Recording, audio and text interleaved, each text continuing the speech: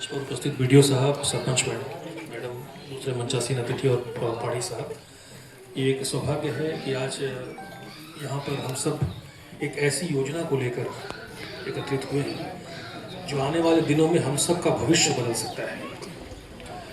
जो पहले रोज़गार गारंटी की योजना थी, उससे जो बदलाव इसमें है उसके बारे में आपको बीडीओ साहब बताएंगे कि उसमें और इसमें क्या फ़र्क है। मोटी मोटी बात यह है कि 100 दिन था पहले, अब 125 दिन हो गया है। और पहले का जो काम था वो डिमांड ओरिएंटेड अंग्रेजी है, उसकी हिंदी ये है कि जब ज़रूरत होगी तब काम होगा। अब ये नहीं है, अब उसको इस तरह से है कि काम आपको जनरेट करना ही है। तो इस तरह से ये एक बहुत बड़े फ़ायदे की बात है। और जो खेती किसानी के समय जो लोग छुट्टी चाहेंगे, 60 दिन वहाँ काम बंद रहेगा तो खेती भी कर सकते हैं, साथ में ये भी कर सकते हैं।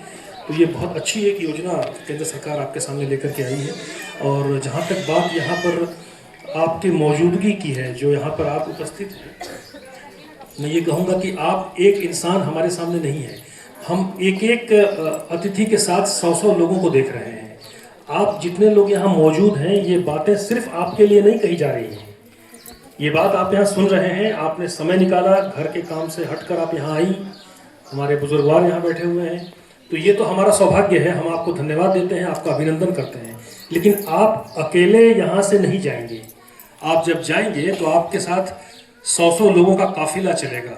हर इंसान ये जिम्मेदारी लेगा कि जो कुछ आप यहाँ सुनकर और सीख कर जाएंगे, आने वाले 100 लोगों को, 1000 लोगों तक आप वो बात पहुँचाएंगे। क्योंकि जब तक बात लोगों तक पहुँचेगी नहीं, तब तक उसका फ़ायदा नहीं होगा। आने वाले दिन बहुत अच्छे होंगे, ऐसी उम्मीद है। और बाकी विस्तृत जानकारी जब आपको मिलेगी इसमें तो आपको पता चल जाएगा। बस एक बात का हम ख्याल रखेंगे कि हमें पत्थर बहुत तेज़ ऊपर उछालना है। और सबसे बड़ी बात यह है कि आपको, मैं जो अभी आप समझे, जो मैंने बात कही, एक बहुत बड़े कवि हुए थे दुष्यंत कुमार।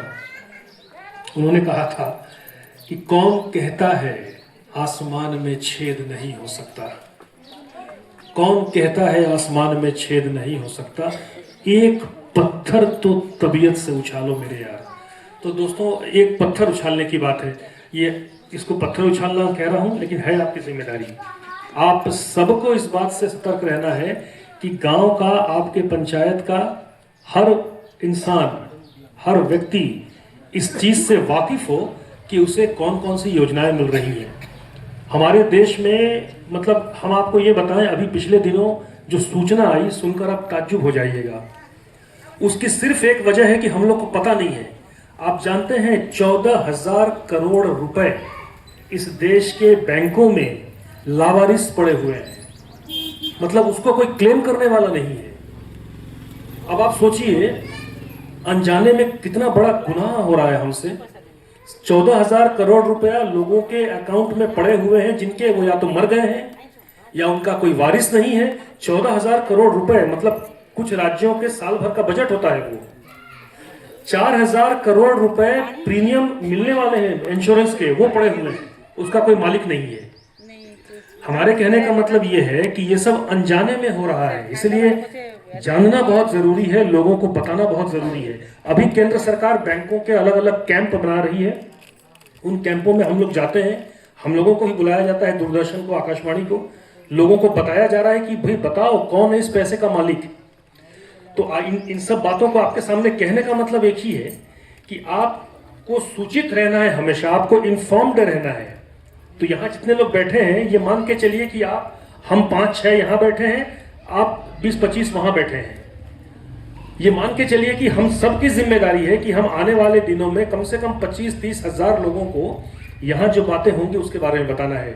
और फिर एक और चीज़ होती है कि कौन सा काम, कौन सा फायदा हमें किससे मिलेगा, ये भी बहुत ज़रूरी है। सरपंच मैडम है, अभी हमारी उनसे बात हो रही थी, बहुत थोड़ी सी बातचीत हुई, लेकिन मैंने कल भी देखा है, आज भी देखा, उनका जो लगाव है इस पूरे कार्यक्रम के साथ। तो मुझे पूरा विश्वास है कि आप अगर जाकर उनसे पूछेंगे तो वो आपको बताएंगे कि क्या क्या कार्यक्रम है। नई सरकार है आपके सामने, इस सरकार की ये कोशिश रहेगी। जाहिर है कि हम जब किसी नई जगह पे जाते हैं तो अपनी पहचान बनाने की कोशिश करते हैं, ये सरकार भी वही कोशिश करेगी। लेकिन यहाँ पर आपका एक बहुत बड़ा रोल ये होता है कि आप खुद अपने अधिकार को, अपनी चीज़ों को कैसे हासिल करेंगे। ज़्यादा वक्त नहीं लूँगा, आने वाले वक्त आपको बहुत कुछ बताएंगे। इस आयोजन के लिए पहाड़ी साहब को फिर एक बार कोटिशः साधुवाद, धन्यवाद।